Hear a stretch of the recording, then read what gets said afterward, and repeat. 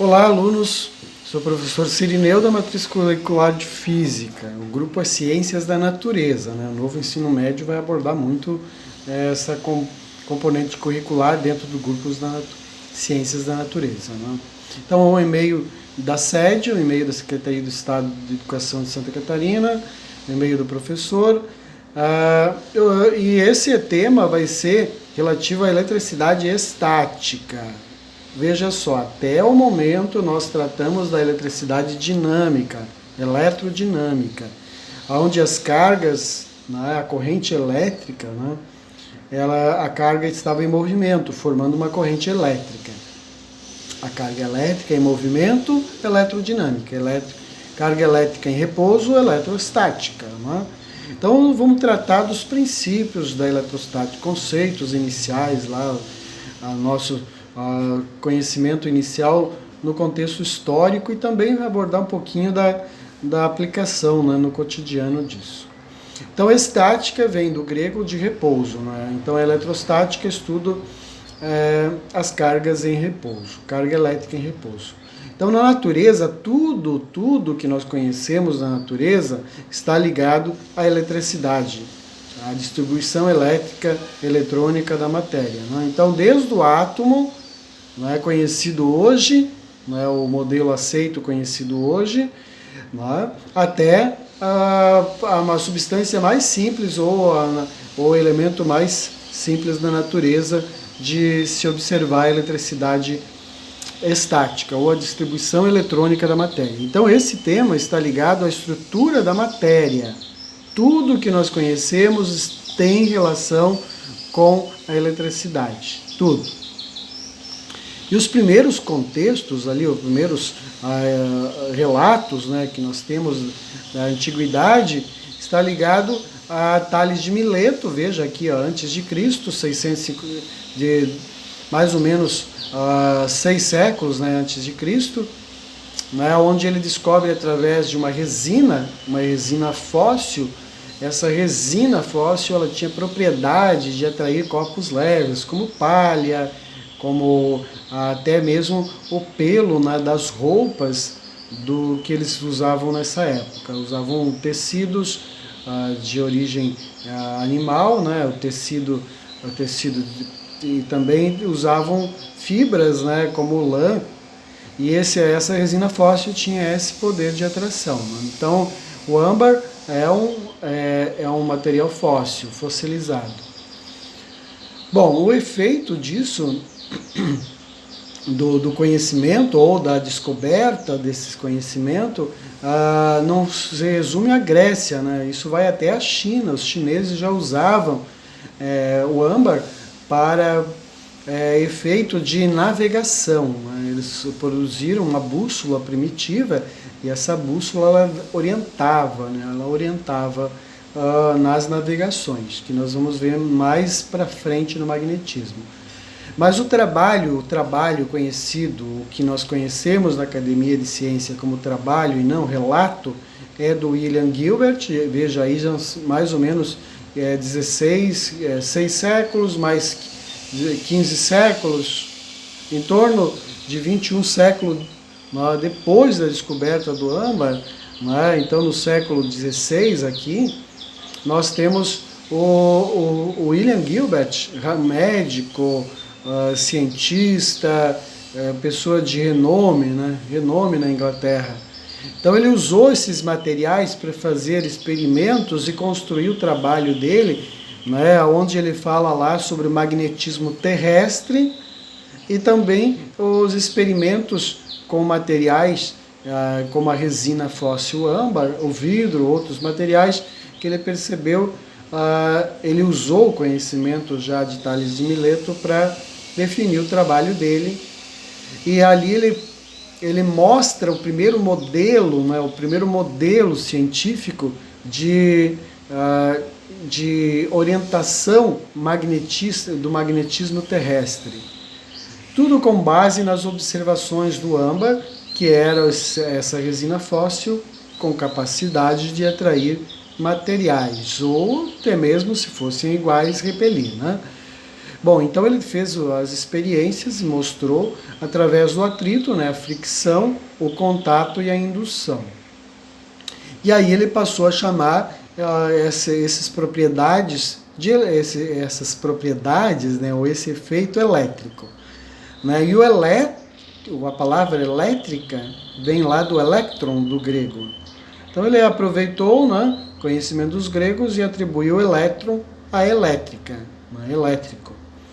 Bom, aí nós temos nesse contexto histórico, também temos aqui, veja, 1700 já, né?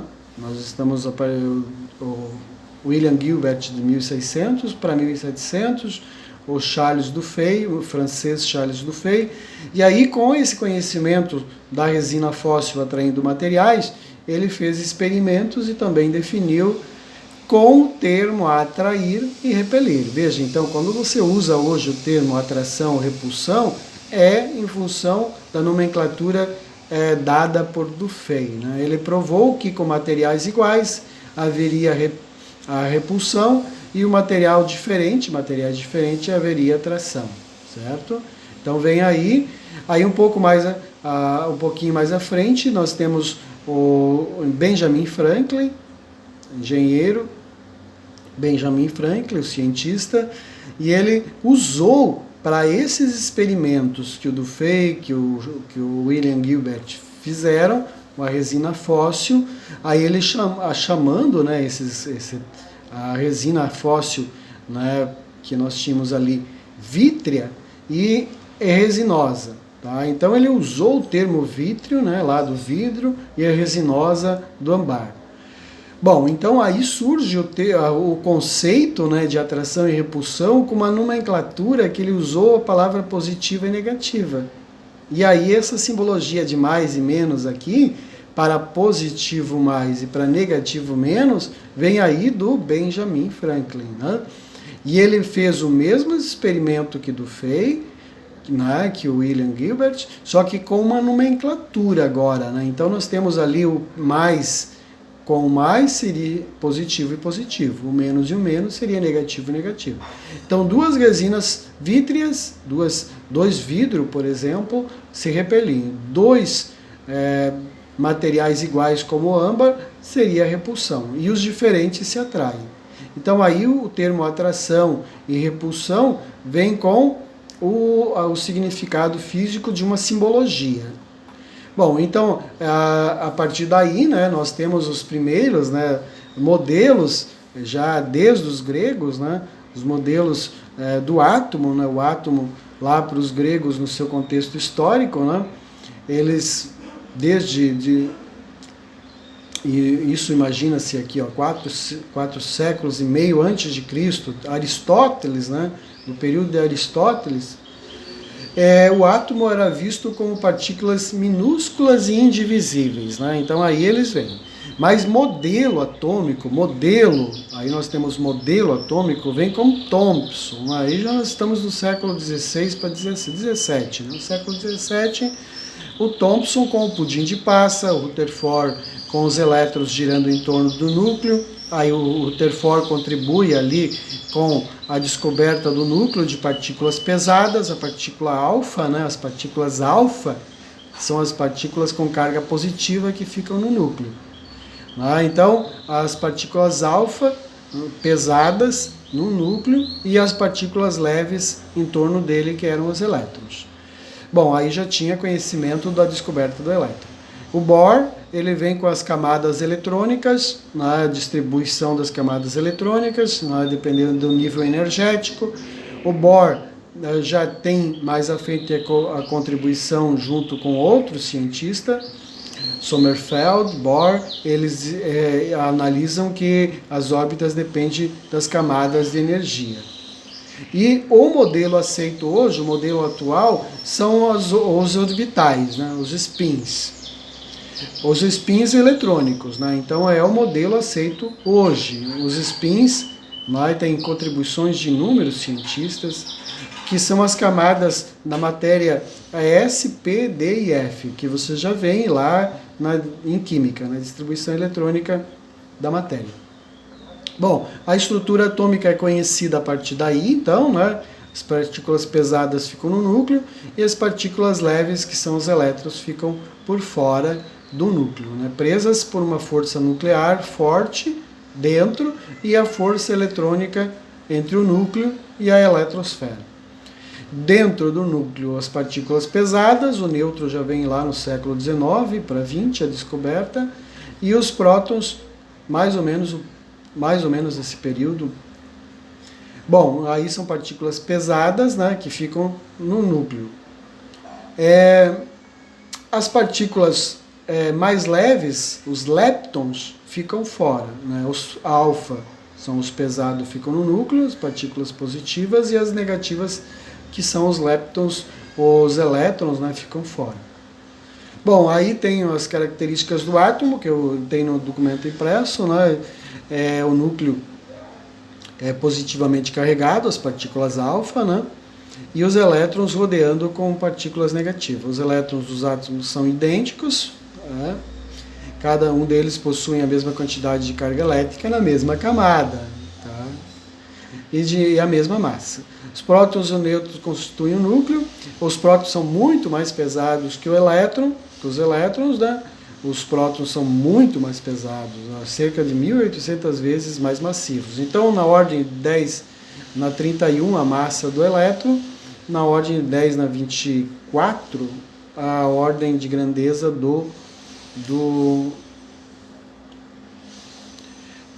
dos prótons, né? Dos prótons no núcleo.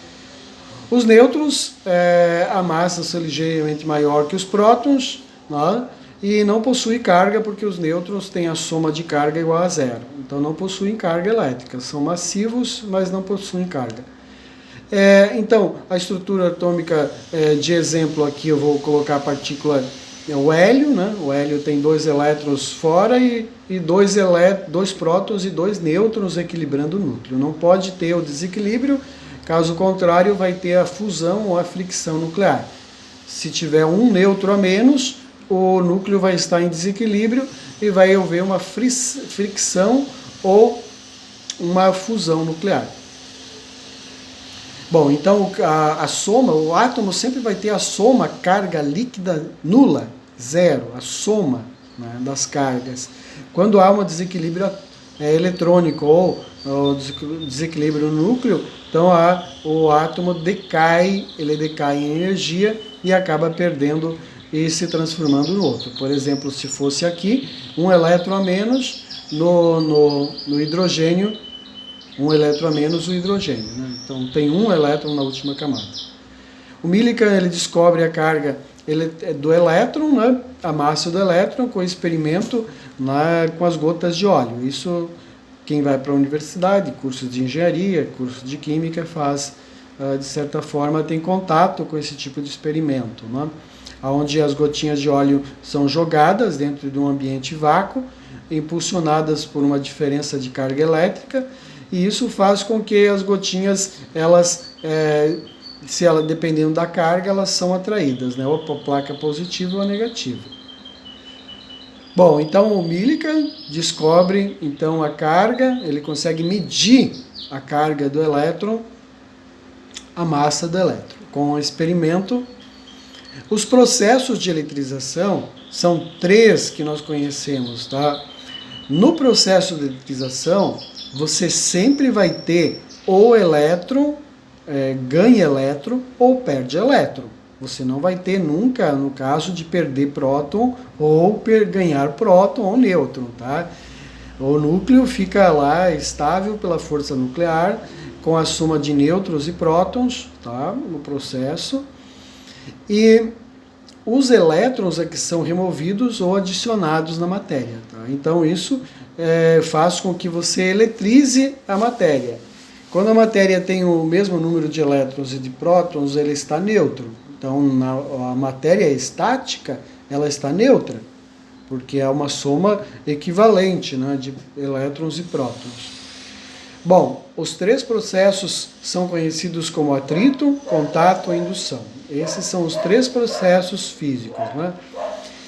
Quando você vai analisar, por exemplo, o caso do contato, as cargas são transferidas sempre num processo onde vai procurar o equilíbrio. Tá? Então, se um corpo está neutro, os elétrons vão ser transferidos até que haja um equilíbrio. Então, no contato, os corpos, há uma transferência de carga elétrica, sempre do corpo mais eletrizado para o corpo menos eletrizado ou neutro. Neutro não quer dizer que não tenha carga elétrica no objeto ou na partícula. Tá? Ele está neutro porque a soma das cargas é zero. Tá? Mas há possibilidade de contato transferir carga elétrica. Nesse caso aqui tem o gerador de Van der Graaf, né? Onde por atrito ele induz as cargas elétricas a ser transferidas para essa bola metálica. Então, nesse caso, o menino tocando na bola, as cargas vão se distribuir e como as cargas no corpo, a soma das cargas é neutra, as cargas vão ser induzidas por um sentido do corpo, aonde as cargas iguais vão ser transferidas para a pontinha dos cabelos. Então, por isso os cabelos ficam arrepiados, porque as cargas iguais ao gerador de Van der Graaf, quando é tocado, as cargas iguais vão se repelir. Então, elas vão procurar as extremidades. Por isso, então, os cabelos ficam arrepiados. Bom, então, no contato, quando você tem duas substâncias, dois corpos, um eletrizado e um neutro, quando você coloca em contato o eletrizado com o neutro, as cargas do eletrizado vão se transferir buscando o equilíbrio. Então, quando você coloca em contato, há a transferência de elétrons para o corpo neutro até que haja o equilíbrio. Quando houve o equilíbrio de cargas, né, a conservação de cargas, então aí você separando, você vai ter eletrizado ambos com a mesma carga. A mesma carga negativa, negativa, carga positiva ou positiva. Então, durante o contato, há transferência. Nesse caso aqui, você observa que as cargas são positivas. Então, aqui em contato, distribuição eletrônica, separou a conservação de carga buscando equilíbrio. Nesse caso, depois do contato, eles vão ter, se os corpos forem idênticos, um número idêntico de cargas, tá? Então, se foram corpos idênticos. Caso contrário, vai ter o princípio da conservação de carga. A soma das cargas antes tem que ser igual à soma das cargas depois do contato. Tá?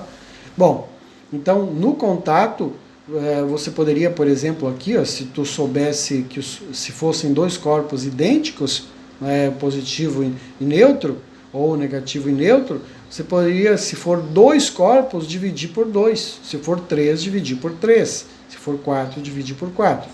Colocou em contato dois corpos idênticos, pela conservação de carga, você vai haver a distribuição, o equilíbrio, e ambos vão ficar com a mesma quantidade de carga. No processo por atrito, portanto, agora nós temos outro processo de eletrizar a matéria. No processo por atrito, você vai friccionar dois materiais diferentes, tá? Eles vão estar eletricamente neutros. Quando você fizer o processo de eletrizar, a tendência daquela matéria que tem mais poder de retirar elétron, ela vai ficar mais eletronegativa. Tá? Então, aquela que tiver menos poder de transferir elétrons, vai acabar ficando mais positiva. Então, neste caso aqui, na eletrização por atrito, quando você fricciona dois materiais diferentes, eles vão acabar sendo transferidos dependendo da sua eletronegatividade. Tá? Então, ocorre a transferência de um para o outro. Então, a carga positiva, por exemplo, aqui, a carga negativa aqui no pano. Né? Então, aqui eu tenho um pedaço de pano. Se for a lã vai ser muito mais eletronegativa que o vidro, e vai acabar roubando as cargas que tem no vidro. Aqui na distribuição elétrica do vidro tem elétrons. Esses elétrons vão ser transferidos. E o vidro acaba ficando com maior número de carga positiva, então nesse caso ele fica eletricamente positivo. Bom, excesso de elétron você nunca vai dizer que perde ou ganha próton. É excesso de elétron ou falta de elétron. Tá? Então se ele ficou positivo é porque há falta de elétron. Se ficou mais negativo é porque há excesso de elétrons. Tá? Não se diz perdeu prótons ou ganhou prótons. Perde ou ganha elétrons. E essa série aqui é uma série chamada triboelétrica, né, porque você tem aqui uma lista de certos materiais onde ele é mais positivo e mais negativo, ou seja, tem menos elétron, mais elétrons. Então, falta elétrons, excesso de elétrons. Tá? Então, se tu comparar a seda e o vidro aqui, o vidro, por exemplo, ele está mais eletricamente positivo, porque falta elétrons. Já se tu pegar, por exemplo, a seda está abaixo aqui, ó, descendo a seta, mais negativo, subindo a seta, mais positivo. Se tu comparares, por exemplo, aqui, então, veja outro material, o poliéster, que usa camisa, quando se usa uma camisa durante o dia, que tem mais material poliéster, você vai transferindo elétrons do teu corpo para o poliéster, para o material. E aí, no final do dia, ao tirar a camisa, surge aqueles estralinhos. Aqueles estralinhos é porque as cargas estão distribuídas no poliéster, carga igual, elas acabam provocando pequenas descargas elétricas, que você ouve o barulho. Tá? Ouve o barulho porque o isopor, o poliéster, é muito mais negativo que você, por exemplo, a pele humana, tá? Ou no contato do corpo. Né?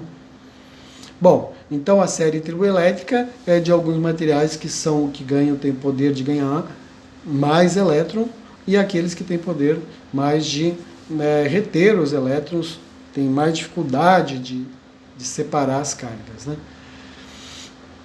E aqui nós podemos fazer uma análise sobre a indução do material. Esse pequeno experimento é um experimento bem fácil de fazer, né, com duas hastes, né, por esse papel alumínio, né, por um condutor.